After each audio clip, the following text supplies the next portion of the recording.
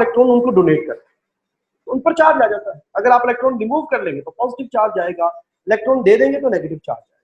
तो वो स्पीशीज जिस पर चार्ज होता है हम उसको आयन कहते हैं। अब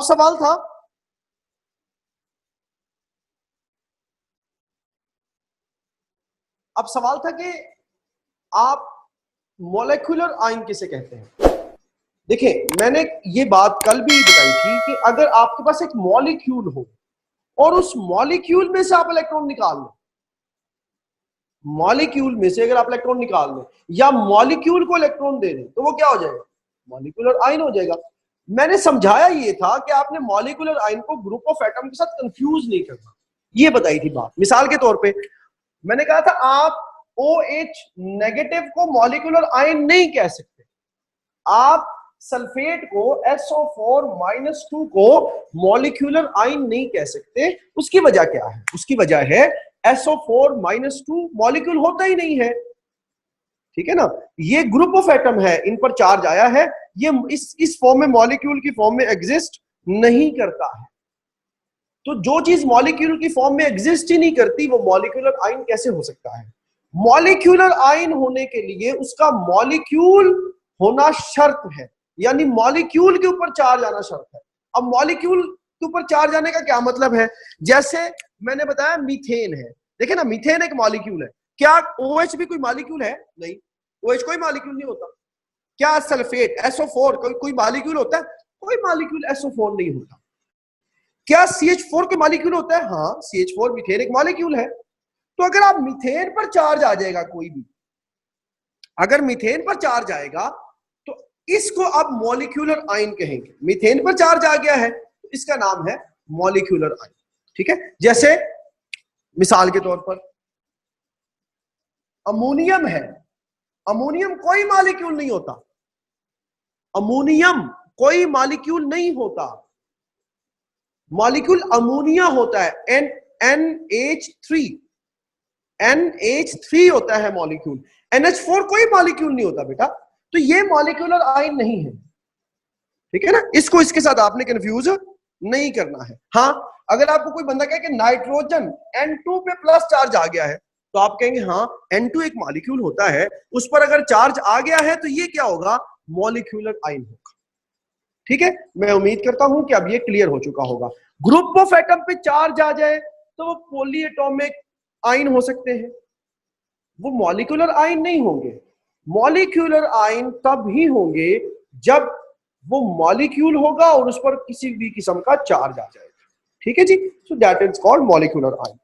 अब हम चलते हैं रिलेटिव एटॉमिक मास की तरफ। 9th क्लास में आपने ये सारी चीजें बेटा बहुत डिटेल से मेरे ख्याल से पढ़ रखी होंगी कि आपके पास रिलेटिव एटॉमिक मास क्या होता है और किस तरह से आप ये चीजें मेजर करते हैं।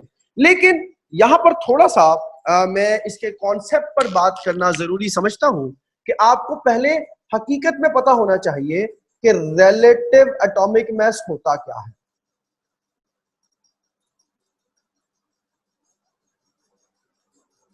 व्हाट इज रिलेटिव एटॉमिक मास? अब देखें, हमारे यहां स्टूडेंट्स बहुत जल्दी इन चीजों को रटा लगा लेते हैं और मैं आपको कहूं कि रिलेटिव एटॉमिक मास क्या है तो मैं जल्दी से बता देते हैं। Relative atomic mass the mass of the atom which is compared to carbon 12 blah blah blah blah, एक लंबी सी डेफिनेशन सुना देते हैं। और हकीकत में what do you mean by relative atomic मास, इस पर हम गौर नहीं करते। थोड़ा सा आपने फोकस करना है, थोड़ा सा आपने गौर करना है कि हमें हर कॉन्सेप्ट का मतलब जरूर पता होना चाहिए कि उसके पीछे रीजंस और लॉजिक्स क्या है। रिलेटिव बेटा निकला है रिलेट करने से, रिलेटिव रिलेट करने से। एटॉमिक मास यानी ये एक ऐसा एटॉमिक मास है जिसको आप रिलेट करके निकालते हैं। पहली बात तो ये है, रिलेटिव एटॉमिक मास एक ऐसा मास होता है जिसको आप क्या करते हैं, रिलेट करके निकालते हैं। अब अगला सवाल है, इसको किससे रिलेट करके निकालते हैं? देखिए, हमारे पास चूंकि हमने ये बात कही थी कि एटम जो है वो बहुत छोटा होता है मैस में। उसका मैस कितना था? हमने कहा था 10⁻⁻25 kg से 10⁻⁻27 kg तक होता है, ठीक है, ये साइज बहुत, ये मैस बहुत छोटा होता है। तो हमने क्या कहा था, हमने एक और स्केल बना दिया जिसको हमने क्या कहा, एटॉमिक मैस यूनिट, AMU। अच्छा, अब साइंटिस्ट के लिए एटम्स के मैस को निकालने का क्या तरीका हो सकता था कि वो एटम्स के मैस को क्या करते, मेजर करते। तो उसके लिए बेटा ये तरकीब इस्तेमाल की गई जिसको हम रिलेटिव एटॉमिक मैस कहते हैं। अब इसमें हुआ क्या, उन्होंने कार्बन 12 लिया। कार्बन 12 का क्या मतलब है, कार्बन के 3 आइसोटोप होते हैं, हम आगे पढ़ेंगे आइसोटोप क्या होते हैं।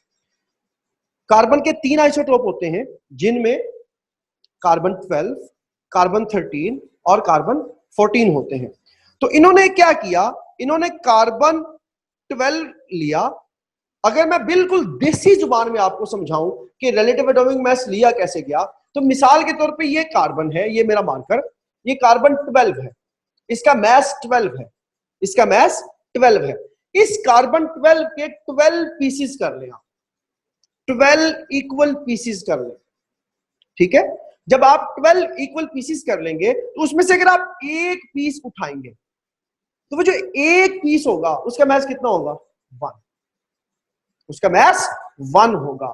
तो इन्होंने कहा, साइंटिस्ट ने, कि जब भी आप किसी भी एटम का अगर आपने मैस निकालना है तो आप क्या करेंगे, आप वो कार्बन का एक पीस उठाएं और जिसके साथ आपने उसका मैस रिलेट करना, ये मैं समझाने के लिए कह रहा हूं, फिजिकली एक पीस उठाना मुमकिन नहीं है, ठीक है, इट इज नॉट पॉसिबल, समझाने के लिए बता रहा हूं ताकि आपको कॉन्सेप्ट बने कि रिलेटिव एटॉमिक मैस का बेसिकली मतलब क्या है।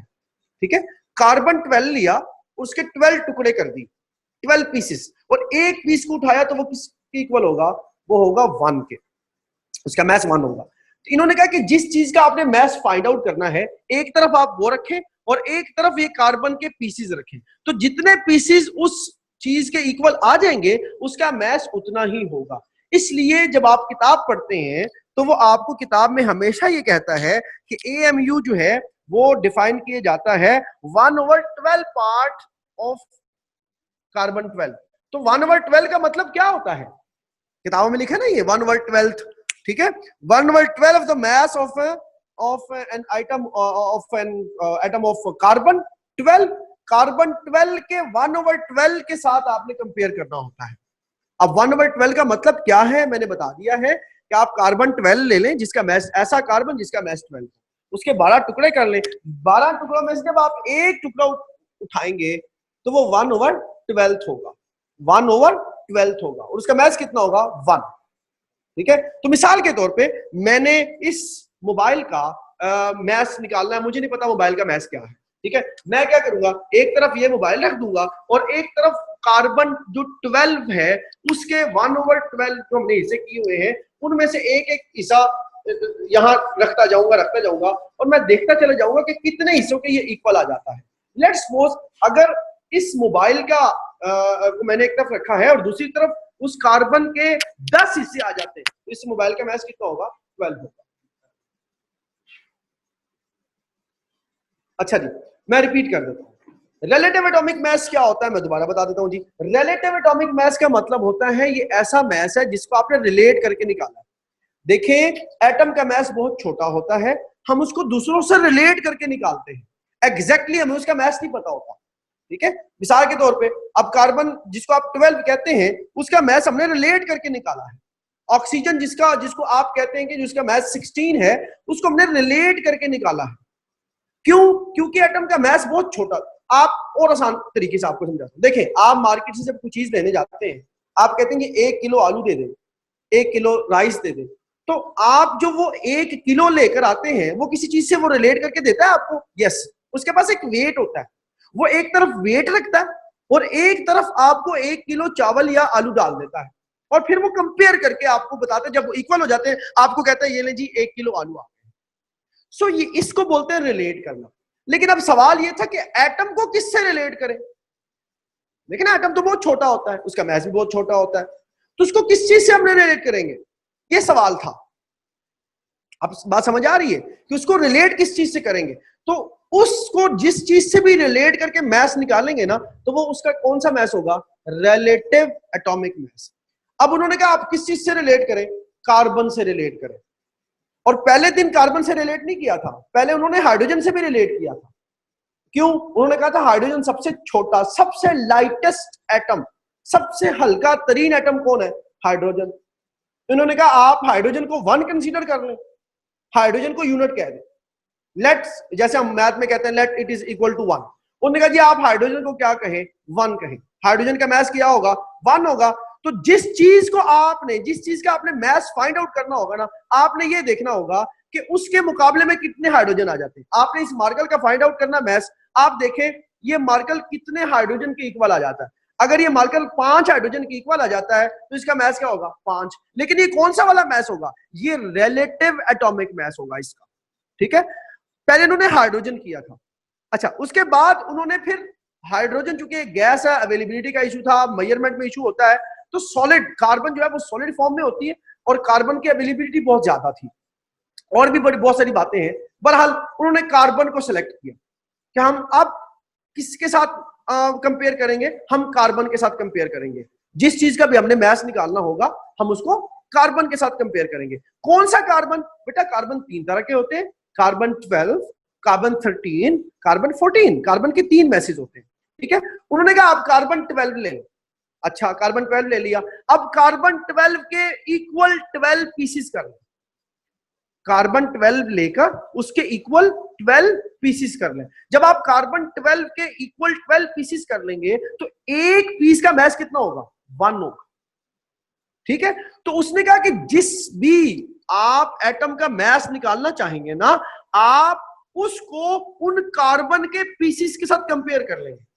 जैसे हमने हाइड्रोजन की बात की है, अगर इस मार्कल के इक्वल कार्बन 12 के 5 पीसेस आ गए तो इस मार्कल का मास कितना होगा? 5।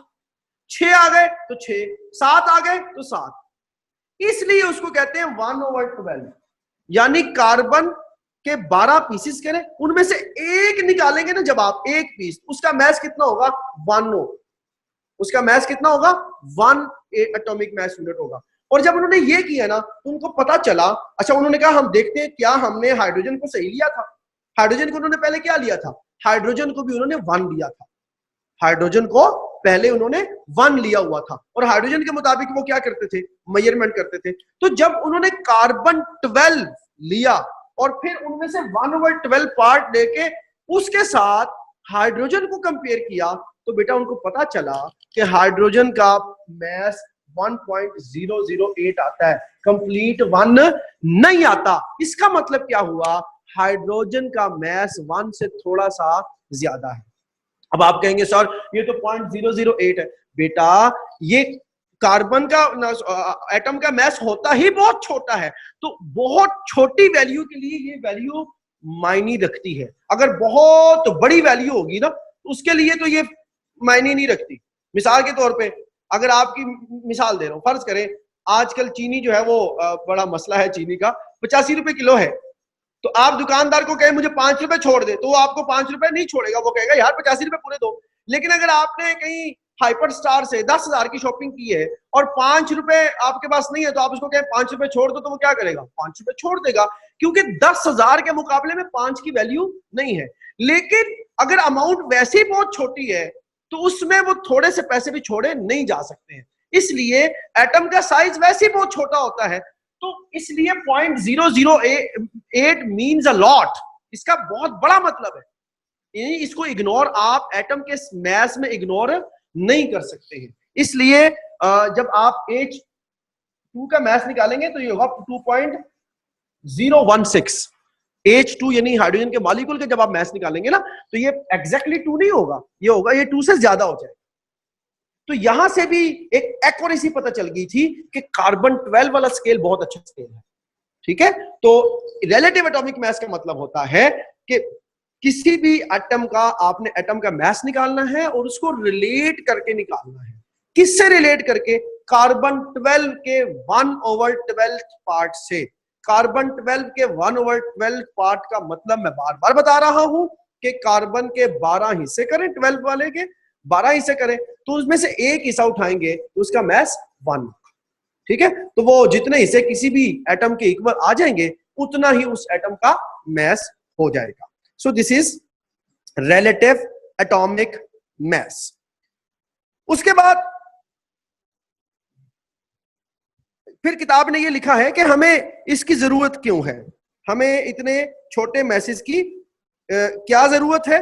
तो मैंने आपको सॉरी हमें रिलेटिव एटॉमिक मास की क्या जरूरत है, तो मैंने आपको बता दिया कि चूंकि ये मास बहुत छोटे होते हैं इसलिए हम इसको डायरेक्टली उस तरह से मेजर नहीं कर सकते हैं जैसे हम आमतौर पे वेट को मेजर करते हैं, इसलिए हमें रिलेटिव एटॉमिक मास के स्केल पर जाना पड़ा। उसके बाद बेटा अगला हमारा टॉपिक है जिसको हम आइसोटोप कहते हैं। मैं उम्मीद करता हूं यहां तक आपको बात क्लियर हो चुकी है।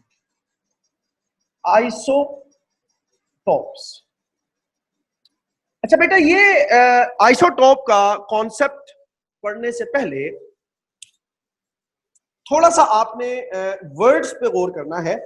आइसो, वैसे तो आपको डेफिनेशन आती है, अगर आपने 9th में पढ़ी है तो क्या डेफिनेशन होगी आइसोटोप की? Isotopes are such atoms having same atomic number but different atomic masses. Okay, अच्छा थोड़ा सा आपको शायद पेरियोडिक टेबल का कॉन्सेप्ट भी हो। हाँ याद है ना, मैंने पढ़ाया था कि तमाम एटम्स तमाम एलिमेंट कहां पर पाए जाते हैं? पेरियोडिक टेबल में पाए जाते हैं। और पेरियोडिक टेबल में जो एलिमेंट को बेटा हमने रखा है according to their atomic number रखा है, according to their atomic number, atomic number के अकॉर्डिंग हमने उनको अरेंज किया हुआ है। जैसे हाइड्रोजन है उसका एटॉमिक नंबर 1 है, हीलियम है एटॉमिक नंबर 2 है, लिथियम एटॉमिक नंबर 3 है, हमने अरेंज किया हुआ है इन पेरियोडिक टेबल। अच्छा अब आइसोटोप्स पे सबसे पहले अगर आप थोड़ा सा गौर करेंगे, आइसो का मतलब होता है सेम।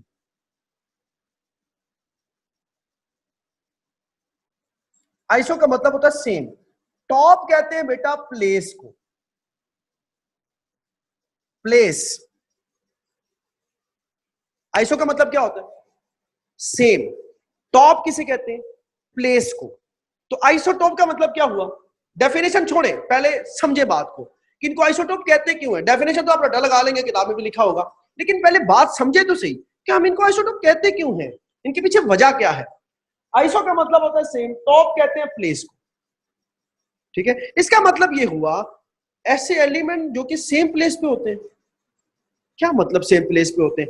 आप देखें हमने केमिस्ट्री की जो डेफिनेशन पढ़ी है आइसोटोप की, वो तो बेटा हमने यही पढ़ी है ना कि ऐसे एलिमेंट जिनका एटॉमिक नंबर सेम होता है, मास नंबर डिफरेंट होता है, हम उसको क्या बोलते हैं? आइसोटोप कहते हैं। अच्छा आप मुझे ये बताएं हाइड्रोजन के कितने आइसोटोप्स होते हैं?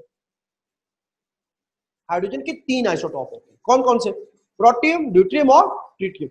अगर आपके पास किताब है और आप किताब में पेरियोडिक टेबल देखें तो आप पेरियोडिक टेबल में ढूंढे जरा आपको कितनी तरह के हाइड्रोजन मिलते हैं। आपको सिर्फ एक ही हाइड्रोजन मिलेगा पूरे पेरियोडिक टेबल में। अभी हम कार्बन की बात कर रहे थे ना, मैंने आपको बताया ना कार्बन 3 तरह के होते हैं, 3 मास होते हैं कार्बन के, 12, 13 और 14। लेकिन अगर आप पेरियोडिक टेबल में जाएंगे बेटा तो आपको एक ही कार्बन नजर आएगी बस, आपको 3 कार्बन वहां नहीं मिलेंगे। ऑक्सीजन भी आपको 16, 17, 18 3 नहीं मिलेंगे, एक ही मिलेगी। इसका मतलब यह है कि अगर आप हाइड्रोजन को ढूंढते हैं पेरियोडिक टेबल में तो पूरे पेरियोडिक टेबल में एक ही जगह पर हाइड्रोजन मौजूद है। ऐसे एलिमेंट जो सारे एक ही जगह पर मौजूद होते हैं, यानी जहां पर हाइड्रोजन लिखा है ना वहां पर उससे मुराद प्रोटियम भी है, उससे मुराद ड्यूट्रियम भी है, उससे मुराद ट्रिटियम भी है। ठीक है, उस एक हाइड्रोजन से तीनों मुराद है। क्यों? क्योंकि हमने, यानी वो तीनों हाइड्रोजन सेम प्लेस पर है, तीनों कार्बन सेम प्लेस पर है, तीनों ऑक्सीजन सेम प्लेस पर है। कहां पर? इन अ पेरियोडिक टेबल, इसलिए हम इनको आइसोटोप कहते हैं। अब अगला सवाल है, why they are at the same place? Why all the 3 hydrogen are present at the same place in a periodic table? अब इसका जवाब बेटा मैंने अभी तो बताया है आपको कि पेरियोडिक टेबल में हमने एलिमेंट्स को अरेंज किया है अकॉर्डिंग टू एटॉमिक नंबर। अब देखें, प्रोटियम हो उसका एटॉमिक नंबर क्या है? 1। ड्यूट्रियम हो उसका एटॉमिक नंबर क्या है? 1। और ट्रिटियम हो तो उसका एटॉमिक नंबर क्या है? 1। तीनों का एटॉमिक नंबर 1 है और हम पोजीशन रखते हैं किसकी बुनियाद पर? एटॉमिक नंबर की बुनियाद पर। तो एटॉमिक नंबर चूंकि 1 है तो वो तीनों को क्या कर रहा है? रिप्रेजेंट कर रहा है। इसका मतलब है जहां पर एक हाइड्रोजन लिखा है वहां पर वो तीनों को रिप्रेजेंट कर रहा है, तीनों उसी जगह पर मौजूद होते हैं। 1 एटॉमिक नंबर है, मास नंबर 1 हो तो प्रोटियम, मास नंबर 2 हो तो ड्यूट्रियम, मास नंबर 3 हो तो ट्रिटियम। इसी तरह कार्बन, कार्बन के 3 आइसोटोप होते हैं, कार्बन 12, कार्बन 13, कार्बन 14, लेकिन इन तीनों का एटॉमिक नंबर 6 ही होता है। इन तीनों का एटॉमिक नंबर 6 होता है, एटॉमिक नंबर सेम होता है। ठीक है, तो जब आप पेरियोडिक टेबल में एलिमेंट्स को अरेंज करते हैं तो वो एटॉमिक नंबर के अकॉर्डिंग अरेंज करते हैं। जब आप एटॉमिक नंबर के अकॉर्डिंग अरेंज करेंगे तो चूंकि तीनों का एटॉमिक नंबर सेम है तो तीनों कहां पर पाए जाएंगे, एक ही पोजीशन पर पाए जाएंगे, एक ही जगह पर पाए जाएंगे, इसलिए इनको आइसोटोप कहते हैं। ये तो मैंने पोजीशन के हवाले से बता दिया। अब आपने जो पहले डेफिनेशंस पढ़ी है आइसोटोप की, आप वही रख लें, कोई मसला नहीं है।